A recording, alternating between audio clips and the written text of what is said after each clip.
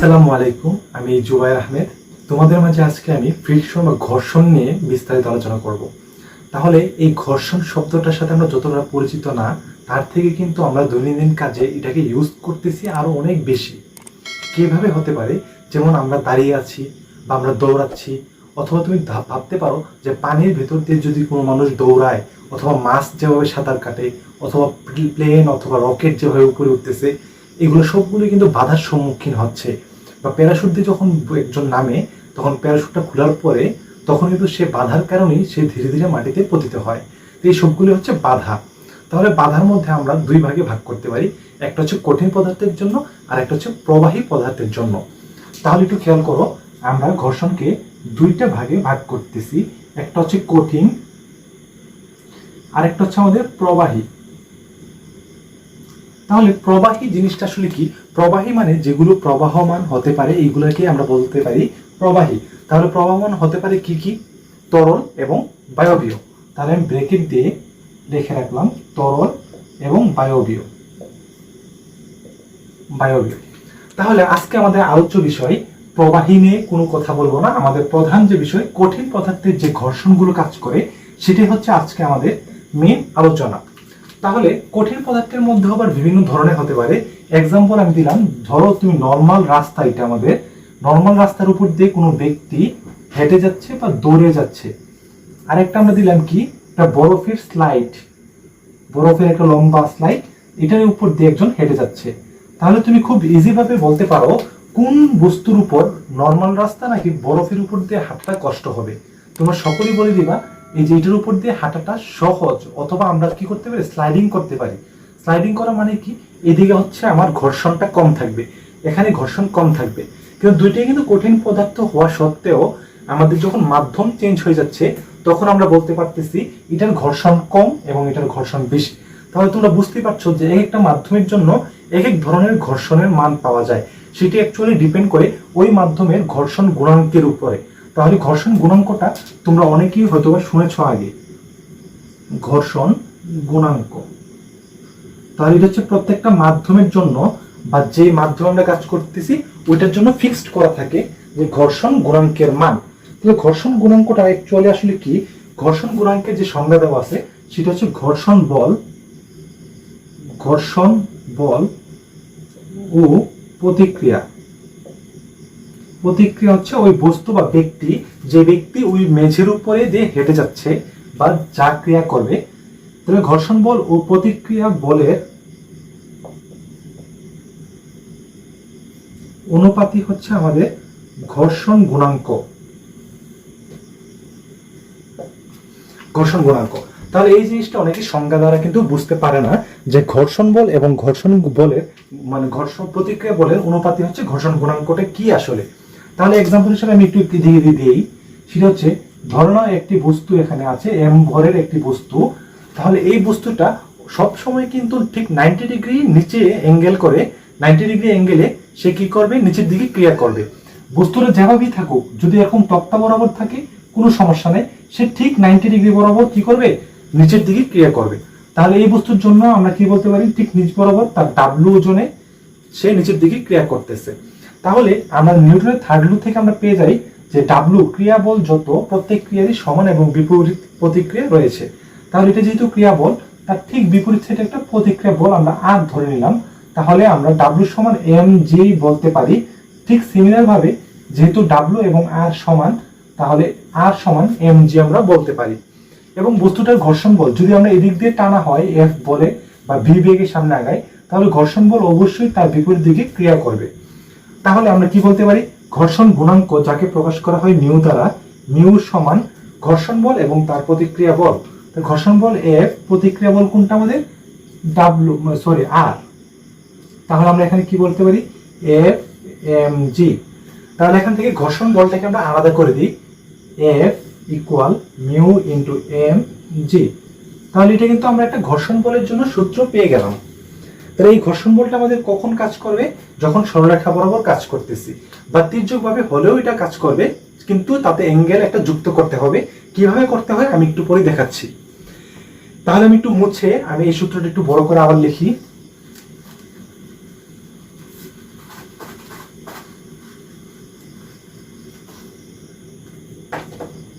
তাহলে খেয়াল করো F equal mu into M G.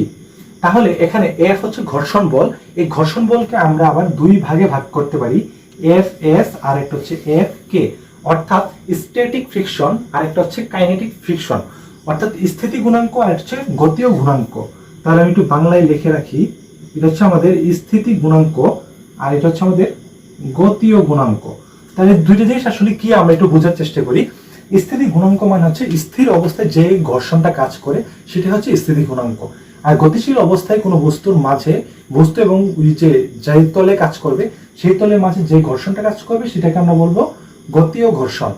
তাহলে স্থিতি ঘর্ষণের এক্সাম্পলটা আসলে কিরকম হতে পারে, ধরো এই মার্কারটা আমার হাতের উপরে আছে, তাহলে আমি ফু দিলে নর্মালি এটা কিন্তু এখান থেকে মুভ করার কথা, কিন্তু মুভ করছে না। তোমাদের সামনে দেখালাম ফু দিয়ে এটা মুভ করছে না, তার মানে আমি কি বলতে পারি, আমার ফু এর কারণে যে বলটা সে অর্জন করেছে বা যে বলটা তাকে ধাক্কা দিচ্ছিল, কিন্তু ওই বল থেকে আরো বেশি বল সে ঘর্ষণ অবস্থায় সে যুক্ত আছে, অর্থাৎ সে স্থির অবস্থায় এই তলের সাথে সে এর থেকে বেশি বলে আবদ্ধ আছে। তার মানে আমরা কি বলতে পারি যে সে একটা ঘর্ষণের কারণে আমার ফুয়ের দ্বারা যে বল অর্জন করেছিল সেই বল দ্বারা কিন্তু সে সামনে যাচ্ছিল না। তাহলে আমরা বলতে পারি এখানে একটা স্থিতি বল বা স্থিতি ঘর্ষণ বলটা কাজ করতেছে। তাহলে আমরা এটাই বলতে পারি যে স্থিতি ঘর্ষণ বলটা হচ্ছে স্থির অবস্থায় যে ঘর্ষণটা কাজ করে, আর গতীয় অবস্থায় যেটা করে আমরা গতীয় ঘর্ষণ বলবো। তাহলে এফ এস দিয়ে যখন আমরা সূত্রটা করব তখন মিউটাকেও আমরা কি করব, দুইটা ভাগে, একটা হচ্ছে এফ এস দিয়ে দিব আর একটা মিউ এস আর একটা হচ্ছে মিউ কে। তাহলে আমরা যখন স্থিতি অবস্থায় কাজ করব তখন আমরা স্থিতি অবস্থায় তার গুণাঙ্ক নিব এবং গতীয় অবস্থায় যখন কাজ করব গতীয় গুণাঙ্কটা নিয়ে নিব। আর এম হচ্ছে বস্তুর ভর, যে হচ্ছে অভিকর্ষ ত্বরণ। তাহলে এখানে একটা জিনিস দেখার আছে যে এই সূত্র থেকে আমাকে মিউর মানটা পরীক্ষায় দেওয়া থাকতে পারে। যদি মিউর মান দেওয়া না থাকে তাহলে এই মিউটা যে তলে কাজ করতেছে ওই তলের সাথে অ্যাঙ্গেল করে যে তক্তা বলো বা বস্তু যে যা দিয়ে নামতেছে ওই অ্যাঙ্গেলটা আসলে দেওয়া থাকতে পারে। যদি ওই অ্যাঙ্গেল দেওয়া থাকে তাহলে আমরা মিউটা বের করব, মিউ সমান টেন থিটা। তাহলে অনেকে বলতে পারো টেন থিটা এই সূত্রটা আবার কোথা থেকে আসলো। তাহলে তোমাদের জন্য আমি একটা প্রমাণ দেখাচ্ছি, সেটা হচ্ছে ধরো এই বস্তুটা আমি এভাবে, এটা হচ্ছে আমার একটা অনুভূমিক তল আর এই হাতটা হচ্ছে একটা তক্তা ধরে নিতে পারো। এই তক্তাতে রাখলে মার্কারটা দেখো পড়ে যাচ্ছে, আমি এই তক্তাটাকে আমি কি করলাম একটু নয়ে দিলাম অনুভূমিকের সাথে, এখন দেখো মার্কারটা নামতেছে না। তার মানে আমি কি বলতে পারি, এই যে এখান থাকা অবস্থায় মার্কারটা নেমে যাচ্ছিল, আমি একটা সর্বনিম্ন কোণে এনেছি যেই কোণের কারণে সে আর নামতেছে না। ঠিক এই অবস্থায় আমি চিত্রটা এখন আঁকি, ধরো এটা একটা অনুভূমিক তল এবং এটা হচ্ছে আমাদের যে তক্তা এবং এটা হচ্ছে আমাদের ছিল এম ভরের একটি বস্তু, এবং এই বস্তুটা আমরা ধরে নিতে পারি সে নিচে পড়তেছিল, কিন্তু এখন কি করতেছে, সে আর নিচে পড়তেছে না। তার নিচে যখন পড়তেছিল তখন তার ঘর্ষণ বলটা ছিল কি ওই দিকে, আর এখন যেহেতু পড়তেছে না তার মানে এটা স্থির হয়ে গেছে। তার ক্রিয়া কোন দিকে কাজ করবে, ডাব্লিউ একদম সরাসরি নিচে এম জি। এখন আনত কোণটা আমরা ধরে নিলাম থিটা। এখন আমরা নরমালি ভেক্টরের অধ্যায় করে এসেছি যে কোনো একটা ভেক্টরকে একাধিক উপাংশে ভাগ করা যায়, কিন্তু আমাদের সুবিধার্থে আমরা মাত্র দুটো উপাংশে ভাগ করি, একটা হচ্ছে অনুভূমিক আর একটা হচ্ছে উলম্ব উপাংশ। তাহলে এই ভেক্টরটাকে আমরা দুটো উপাংশে ভাগ করতে পারি, একটা হচ্ছে উলম্ব আর একটা হচ্ছে অনুভূমিক। তাহলে তোমরা একটু খেয়াল করবে যে তোমরা 9 10 পড়ে এসেছো যে এই অ্যাঙ্গেলটা যত হবে এই দুইটার মাঝের অ্যাঙ্গেলটা কিন্তু আমাদের সেম হবে থিটা। যদি এটা থিটা হয় তাহলে আমরা উপাংশ বের করে ফেলতে পারি এম জি cos থিটা আর আরেকটা হচ্ছে আমাদের এম জি sin থিটা। এটা মনে রাখার জন্য আমি ভেক্টর অধ্যায়ে সবসময় বলে থাকি যার সাথে অ্যাঙ্গেল থাকবে তাকে আমরা সবসময় cos দ্বারা ডিফাইন করব, আর যার সাথে অ্যাঙ্গেল থাকবে না তাকে আমরা sin দ্বারা ডিফাইন করব। তাহলে একটু খেয়াল করো এখানে আমাদের ঠিক 90 ডিগ্রি বরাবর অ্যাঙ্গেলে তার ক্রিয়া করতেছে আমাদের কোনটা, আমাদের এম জি cos থিটা, মানে কি এই তক্তা বরাবর যে ক্রিয়াটা করতেছে সেটা কিন্তু আমাদের এম জি cos থিটা। তাহলে প্রতিক্রিয়া বল কিন্তু আমাদের ঠিক এটাই হবে, প্রতিক্রিয়া বল আর equal M G cos theta.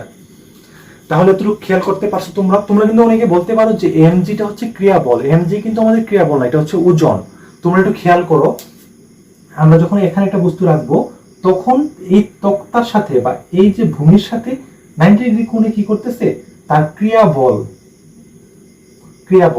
আর ঠিক 90 ডিগ্রি কোণে তখন আমাদের কি ছিল ডাব্লু ছিল, এর জন্য আমরা ডাব্লু কে থেকে ক্রিয়া বল বলেছিলাম। কিন্তু এখন আমরা এই তক্তাটাকে যখন উপরে উঠে ফেলবো এই যে এভাবে করে ফেলবো তখন আমাদের কি হচ্ছে তখন দেখো, তখন আমাদের ক্রিয়া বলটা আমরা কি বলেছিলাম যে ভূমির সাথে 90 ডিগ্রি অ্যাঙ্গেলে, তাহলে ভূমি হচ্ছে এটা, এটার সাথে 90 ডিগ্রি অ্যাঙ্গেলে কিন্তু এই যে এটা, তাহলে এটাই হচ্ছে আমাদের ক্রিয়া বল। তাহলে ওজনটা ছিল কি আমাদের এই যে এটা হচ্ছে ডাব্লু। তাহলে এই পজিশনের ক্ষেত্রে আমরা কিন্তু কখনোই বলতে পারবো না তার ওজনটাই হচ্ছে তার ক্রিয়া বল। তার ক্রিয়া বল কিন্তু এই যে উপাংশটা আমাদের কাজ করতেছে। এর জন্য আমরা দেখো এখানে উপাংশটা আমরা mg cos থিটা দিয়ে ইন্ডিকেট করেছি। তাহলে এখন আমরা চলো দেখি কি করতে পারি। এখন দেখো আমরা এই অবস্থায় সে স্থির হয়ে গেছে, তাহলে আমরা কি করব, ঘর্ষণ গুণাঙ্কটা বের করব। মিউ সমান কি ছিল আমাদের, মিউ সমান আমরা বলতে পারি f ডিভাইডেড বাই r। তাহলে আমরা f মানে হচ্ছে ঘর্ষণ বল, এই যে f, আর নিচে হচ্ছে আমাদের প্রতিক্রিয়া বল, তাহলে প্রতিক্রিয়া বল আমাদের কি mg cos থিটা। তাহলে একটু খেয়াল করো, f হচ্ছে ঘর্ষণ বল, তাহলে এখানে যে ঘর্ষণ বলটা যেহেতু বস্তু স্থির হয়ে গেছে, তখন আমরা কি বলতে পারি, এই f equal mg sin theta. যেহেতু স্থির হয়ে গেছে তার মানে কি f আর এইটা দুইটা কিন্তু পরস্পর সমান হয়ে গেছে, তাহলে আমরা f এর জায়গায় কি লিখতে পারি, mg sin থিটা আর mg cos থিটা। তাহলে mg কাটা গেলে আমাদের থাকতেছে কি এখানে sin বাই cos সমান tan থিটা, তাহলে মিউ সমান আমরা বলতে পারি tan থিটা। তাহলে এভাবেই অ্যাকচুয়ালি আসলে এই সূত্রটা এসেছে। এই সূত্রটাকে আমরা প্রশ্নে যদি আসে কোণের মান দেওয়া থাকে ভূমির সাথে কত ডিগ্রি কোণ, তাহলে আমরা সরাসরি tan থিটা দ্বারা ইউজ করতে পারি। এখন তোমরা দেখো আমরা যে সূত্রটা ইউজ করলাম f সমান মিউ ইনটু mg, মিউ সমান mg, তাহলে এটা হচ্ছে আমাদের ঘর্ষণ বল। আমাদের পরীক্ষা যদি আসে তাহলে আমরা এভাবে ইউজ করব, সামেশন অফ f সমান ma। তাহলে সামেশন অফ f মানে কি, এখানে একাধিক বল কাজ করতেছে। ধরো আমরা কি করলাম, এই যে একটা তক্তা বা একটা ভূমি নিলাম, এই ভূমিতে f বলে তাকে টেনে নিচ্ছি, তাহলে ঘর্ষণ বল কাজ করতেছে কি স্মল f। তাহলে এই পজিশনের ক্ষেত্রে আমাদের সামেশন অফ f হচ্ছে capital F minus small f। যদি একাধিক বল এখানে কাজ করে তাহলে একাধিক বল আমরা এখানে ইউজ করব। তাহলে আমরা ধরে নিতে পারি এই সূত্র দ্বারা বা এই সূত্রটার দ্বারা আমাদের টাইপ 1টা হয়ে গেছে। এটা কিভাবে, যদি আমাদের ভূমি বরাবর সমান্তরালে সে সামনের দিকে যায়, যদি সমান্তরাল না গিয়ে সে তির্যক ভাবে যায় তখন কিন্তু আমাদের একটু অ্যাঙ্গেল গুলাকে হিসাব করতে হবে। তো সেটাই হচ্ছে আমি আজকের এই ভিডিওতে তোমাদের সামনে উপস্থাপনা করব। চলো আমার নেক্সট টাইপে আমি চলে যাই।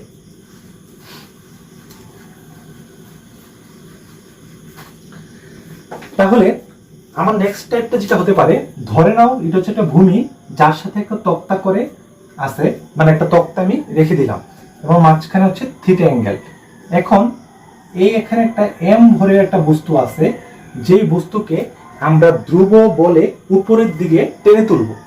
তাহলে ধরো ধ্রুব বেগে যদি আমি উপরের দিকে টেনে তুলি এফ, তাই ফার্স্টে বলে দিলাম কি ধ্রুব বেগে।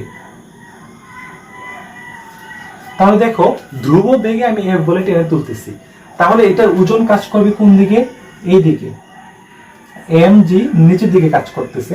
তাহলে ঠিক অনুরূপ ভাবে আমরা দুটো উপাংশ করে ফেলি, এম জি cos থিটা আর এখানে আমাদের থাকবে M G sin theta, M G sin theta. তাহলে আমরা দুটো উপাংশে ভাগ করে নিলাম। এখন আমাদের কি করতে হবে, প্রতিক্রিয়া বলটা বের করে নিতে হবে। তাহলে প্রতিক্রিয়া বল হচ্ছে আমাদের সিমিলার ভাবে এটাই হবে যে এম জি cos থিটা, মানে আগের চিত্রের মতোই হুবহু হয়ে গেছে আমাদের। তাহলে এখন আমরা এখান থেকে জাস্ট ঘর্ষণ বলটা বের করার ট্রাই করব। তাহলে একটু খেয়াল করো, আমাদের ঘর্ষণ বলের জন্য আমাদের সূত্র কি ছিল, মিউ ইনটু এম জি। তাহলে এম জি না লিখে আমরা যেহেতু কোণ আছে আমরা এখানে প্রতিক্রিয়া বল লিখবো, কারণ এখানে একটা অ্যাঙ্গেল চলে আসতে পারে। একটু খেয়াল করো, মিউ ইনটু, তাহলে প্রতিক্রিয়া বল তোমরা অবশ্যই দেখতে পাচ্ছ এখানে সরাসরি অ্যাঙ্গেল দেওয়াই আছে আসলে cos থিটা। তাহলে এটাকে আমরা বলতে পারি ঘর্ষণ বলের সূত্র। কিন্তু আমাদের ঘর্ষণ বল না আসলে আমাদের যদি সামেশন অফ এফ দিয়ে আসে তখন আমরা কোনটা ইউজ করব। তাহলে একটু খেয়াল করো, আমরা সামেশন অফ এফ সমান কি লিখতে পারি, যেহেতু ধ্রুব বলে টানতেছে, ধ্রুব বেগে টানতেছে, ধ্রুব বেগে যদি কোনো বস্তুকে টানা হয় আমরা কি জানি তার ত্বরণ হবে 0। আর ত্বরণ যদি 0 হয় তখন আমরা বলতে পারবো সামেশন অফ এফ সমান ইকুয়াল 0। তখন আমরা কি বলতে পারবো, সামেশন অফ এফ ইকুয়াল 0। এই সামেশন অফ এফটা কোন বরাবর, যে তক্তা বরাবর কাজ করতেছি ওই তক্তা বরাবরই সামেশন অফ এফ ইকুয়াল 0 আমরা লিখতে পারবো। তাহলে সিকোয়েন্সটা তোমরা অবশ্যই আশা করি বুঝতে পারছো। বেগ যেহেতু ধ্রুব তার মানে ত্বরণ নাই, আর ত্বরণ না থাকলে সামেশন অফ এফ ও 0 হয়ে যাবে। তাহলে আমাদের এই তক্তা বরাবর অক্ষ বরাবর আমরা কি ধরতে পারি, সামেশন অফ এফ ইকুয়াল 0। তাহলে এখন আমরা কি করব, কোন বলে টানা হচ্ছে, সবচেয়ে বড় হচ্ছে ক্যাপিটাল এফ মাইনাস, তার মানে এই ক্যাপিটাল এফ এর বিপরীতে যেগুলো কাজ করবে। তাহলে ক্যাপিটাল এফ এর বিপরীতে আমরা সব নরমালি জানি যে ঘর্ষণ বলটা কাজ করবে, তাহলে ঘর্ষণ বলটাকে আমরা মাইনাস দিয়ে দিলাম। তারপর একটু খেয়াল করো, এই যে এটাও কিন্তু তার বিপরীতে কাজ করতেছে, এফ এর বিপরীতে। তো অনেকে বলতে পারো এটা হচ্ছে ঘর্ষণ বল, না এটা কিন্তু ঘর্ষণ বল না, এটা হচ্ছে কি তার যে একটা ওজন ছিল সেই ওজনের একটা উপাংশ তাকে নিচের দিকে কাজ করতেছে, কিন্তু এটা কিন্তু ঘর্ষণ না, কারণ আমরা কিন্তু ঘর্ষণ বলতে দেখো বের করছিলাম যে এমজি কস থিটা, এটা হচ্ছে এমজি সাইন থিটা। তাহলে আমার বিপরীতে কাজ করতেছে এই উপাংশটা এমজি সাইন থিটা, তাহলে ইকুয়াল 0। তাহলে এখান থেকে আমাদের আর কিছু বের করার দরকার নেই, জাস্ট আমরা একটু ভেঙে দিই, এফটাকে আমরা ভেঙে mu MG cos theta MG sign theta equal 0। তাহলে এই সবটাকে আমরা সূত্র হিসাবে ইউজ করতে পারি।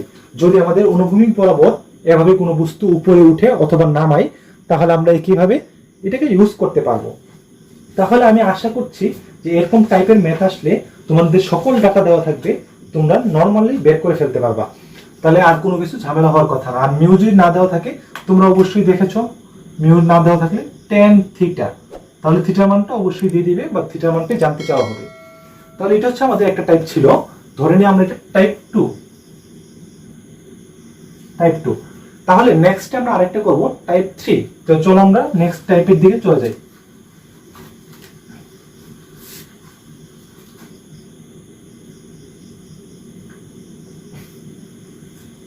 টাইপ 3, আচ্ছা টাইপ 3 তুমি ধরে নাও যে এম ভরের একটা বস্তু আমাদের ভূমির সাথে থিটা ডিগ্রি অ্যাঙ্গেলে তাকে টানা হচ্ছে, এফ বলে টানা হচ্ছে, এবং এটাকে আমরা ধরে নিলাম ধ্রুব বেগে